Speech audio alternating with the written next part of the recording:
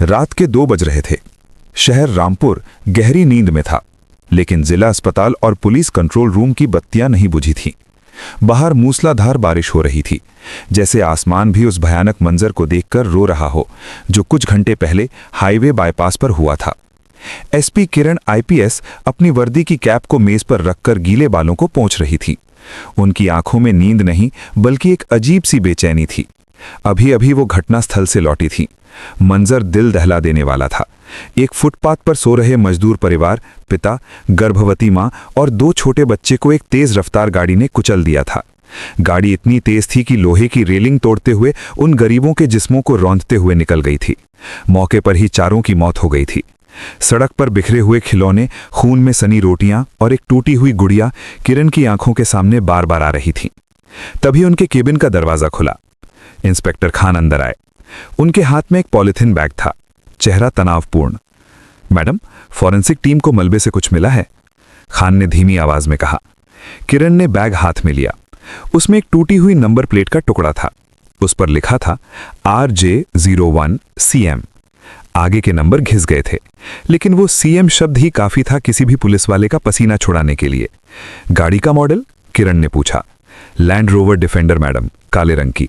शहर में ऐसी सिर्फ 3 गाड़ियां हैं, खान ने बताया, और उनमें से एक मुख्यमंत्री गजराज सिंह के बेटे रोहन प्रताप सिंह के नाम पर रजिस्टर है।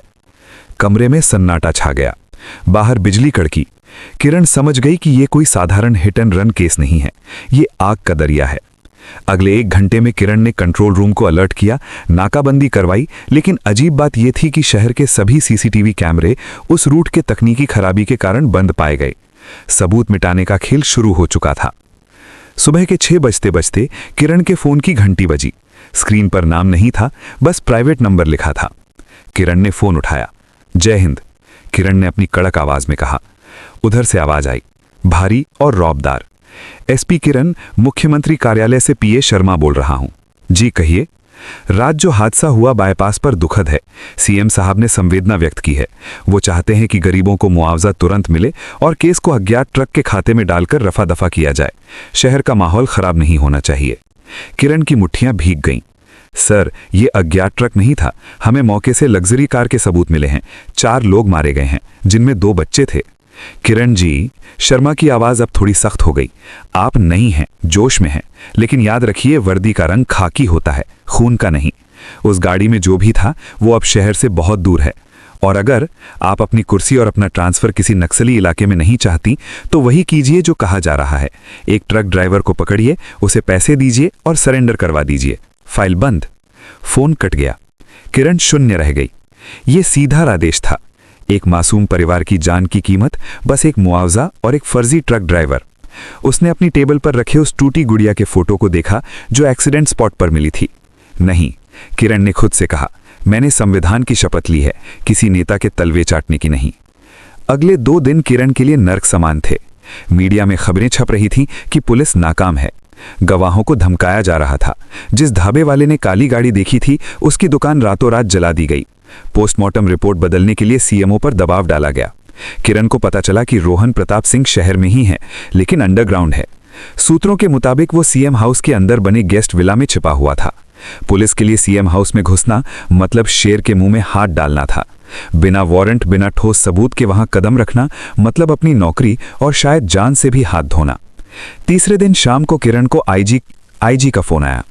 किरण, फाइल मेरे टेबल पर भेजो, तुम इस केस से हट रही हो, सीआईडी जांच करेगी। किरण समझ गई कि सीआईडी जांच का मतलब था केस को ठंडे बस्ते में डालना। उसके पास अब सिर्फ 24 घंटे थे। अगर आज रात कुछ नहीं हुआ तो वो परिवार कभी न्याय नहीं पाएगा। उसने अपने सबसे भरोसेमंद साथी हवलदार राम सिंह और महिला कांस्टेबल पूजा को अपने घर बुलाया। वर्दी नहीं, सादे कपड़ों में। राम सिंह, पूजा, किरण ने उनकी आंखों में देखते हुए कहा, आज रात हम जो करने जा रहे हैं उसके बाद शायद हमारी वर्दी उतर जाए या हम जेल में हों। क्या तुम मेरा साथ दोगे? राम सिंह ने अपनी मूंछों पर हाथ फेरा। मैडम, उस बच्चे की लाश मैंने उठाई थी, उसकी फटी हुई कमीज देखी थी। साला मंत्री का बेटा हो या यमराज, छोड़ेंगे नहीं, हुक्म कीजिए। किरण ने मेज पर एक नक्शा फैलाया। यह सीएम आवास का नक्शा था। प्लान ये है, किरण ने समझाना शुरू किया, हम कानून के रास्ते से नहीं, कानून के रास्ते से नहीं जा सकते, क्योंकि कानून के रखवाले ही रास्ते बंद कर रहे हैं। हमें सबूत चाहिए, वो गाड़ी और वो बेटा, और वो दोनों सीएम हाउस की चार दीवारी के अंदर हैं। योजना बेहद जोखिम भरी थी। सीएम हाउस एक किले जैसा था, हर गेट पर पहरा, हाईटेक सुरक्षा। लेकिन किरण जानती थी कि हर किले में एक चोर दरवाजा होता है। अगले दिन सुबह सीएम हाउस के पिछले गेट पर एक बिजली ठीक करने वाली वैन रुकी। उसमें बिजली विभाग की वर्दी में दो लोग थे, एक बुजुर्ग लाइनमैन हवलदार राम सिंह और उनकी सहायक कांस्टेबल पूजा। उन्होंने गार्ड को बताया कि सर्वेंट क्वार्टर की लाइन में फॉल्ट है, जिसे ठीक करने के लिए बुलाया गया है। फर्जी आई कार्ड और पहले से तैयार किए गए वर्क ऑर्डर ने उन्हें अंदर जाने का रास्ता दे दिया। अंदर का माहौल किसी राजमहल जैसा था, लेकिन राम सिंह और पूजा की नजरें बिजली के तारों पर नहीं बल्कि उस गैराज की तरफ थी जो प्राइवेट जोन में था। वहां सुरक्षा खड़ी थी। पूजा ने चतुराई से अपनी बेल्ट में छिपा माइक्रो कैमरा ऑन कर दिया। वो धीरे धीरे काम का बहाना करते हुए मुख्य गैराज के पीछे पहुंची। वहां एक बड़ा शटर गिरा हुआ था। राम सिंह ने गार्ड को बातों में उलझाया, अरे भाई साहब, तंबाकू मिलेगा क्या? उधर पूजा ने शटर के नीचे बनी दरार से अंदर झांकने की कोशिश की। अंधेरा था, लेकिन तभी अंदर किसी ने लाइट जलाई। पूजा ने अपनी स्मार्ट वॉच के जरिए किरण को लाइव फीड भेजना शुरू किया। किरण अपने निजी लैपटॉप पर वो फीड देख रही थी। धुंधली तस्वीर में एक काली एसयूवी दिखाई दी। उसका अगला हिस्सा बुरी तरह क्षतिग्रस्त था। बोनट पर खून के सूखे निशान साफ दिख रहे थे। और सबसे बड़ी बात, गाड़ी के पास एक लड़का खड़ा था, हाथ में शराब का गिलास लिए। वो रोहन प्रताप सिंह था, जो अपने दोस्तों के साथ हंस रहा था। पापा ने सब संभाल लिया है यार, रोहन की आवाज माइक्रोफोन ने पकड़ी। वो एसपी, क्या नाम है उसका, किरण, कल उसका ट्रांसफर हो जाएगा, फिर हम फ्री। किरण का खून खौल उठा। सबूत मिल गया था, गाड़ी भी, मुजरिम भी और जुर्म का कबूलनामा भी। लेकिन अब सबसे मुश्किल काम बाकी था, उसे वहां से बाहर निकालना। दोपहर के 3 बजे किरण ने एक बहुत बड़ा जुआ खेलने का फैसला किया। उसने अपने मीडिया के कुछ पुराने संपर्कों को फोन मिलाया। ब्रेकिंग न्यूज चाहिए, सीएम हाउस के गेट नंबर 1 पर आ जाओ, आधे घंटे में लाइव वैन के साथ। उसके बाद किरण ने अपनी पूरी टीम को नहीं बल्कि सिर्फ उन 10 कमांडोज को तैयार किया जो उसके प्रति वफादार थे। उसने उन्हें बताया नहीं कि वे कहां जा रहे हैं, बस कहा राइट गियर, दंगा निरोधक पोशाक। बहनों, आज शहर को हमारी जरूरत है। गाड़ियों का काफिला निकला, सायरन बंद थे। जैसे ही वे सीएम हाउस के करीब पहुंचे, किरण ने सायरन बजाने का आदेश दिया। एक साथ 10 पुलिस जीप के सायरन से पूरा वीआईपी इलाका गूंज उठा। गेट पर हड़कंप मच गया। सुरक्षा गार्ड्स ने बंदूकें तान ली। रुको, ये सीएम हाउस है, वारंट कहां है? हेड ऑफ सिक्योरिटी चिल्लाया। किरण जीप से उतरी, वर्दी एकदम कड़क, आंखों में आग। उनके पीछे मीडिया की ओबी वैन्स पहुंच चुकी थीं। कैमरे लाइव थे। किरण ने कैमरे की तरफ देखते हुए माइक थाम लिया। मैं एसपी किरण, अभी मेरे पास पुख्ता सबूत हैं कि बाईपास एक्सीडेंट का मुजरिम रोहन प्रताप सिंह इस आवास के अंदर छिपा है। हम कानून के रखवाले हैं और कानून सीएम और आम आदमी के लिए अलग नहीं होता। अगर 10 मिनट में गेट नहीं खुला तो गेट तोड़ देंगे। पूरे राज्य में यह प्रसारण लाइव चला गया। मुख्यमंत्री अपने ऑफिस में बैठे थे। जब उन्होंने टीवी पर यह देखा तो उनके हाथ से चाय का कप छूट गया। इस औरत की इतनी हिम्मत! सीएम ने डीजीपी को फोन मिलाया। इसे अभी रोको, गोली मारने का आदेश दो अगर जरूरत पड़े तो। लेकिन अब बहुत देर हो चुकी थी। जनता सड़कों पर उतरने लगी थी। किरण ने एक ऐसा माहौल बना दिया था जहां अगर पुलिस को रोका गया तो सरकार गिर सकती थी। गेट नहीं खुला। 10 मिनट पूरे हुए। ब्रेक इट, किरण ने आदेश दिया। पुलिस की बख्तरबंद गाड़ी ने सीएम हाउस के लोहे के गेट को टक्कर मारी। एक जोरदार धमाका हुआ और गेट खुल गया। अंदर अफरा तफरी मच गई। राम सिंह और पूजा, जो अंदर छिपे थे, ने मौका देखकर गैराज का शटर अंदर से खोल दिया। किरण अपनी टीम के साथ दौड़ती हुई अंदर घुसी। सामने सीएम के निजी अंगरक्षक थे, बंदूकें तनी हुई। हथियार नीचे डालो, किरण चिल्लाई। ये पुलिस ऑपरेशन है, जो भी बीच में आएगा उसे बाधा डालने के जुर्म में गिरफ्तार किया जाएगा। मीडिया के कैमरे उनके पीछे पीछे दौड़ रहे थे। लाइव कवरेज के कारण अंगरक्षक गोली चलाने की हिम्मत नहीं कर पाए। किरण सीधे उस गैराज में पहुंची। रोहन वहां अपनी गाड़ी में बैठने की कोशिश कर रहा था, भागने की फिराक में। किरण ने दौड़कर गाड़ी का दरवाजा खोला और रोहन को कॉलर से पकड़कर बाहर खींचा।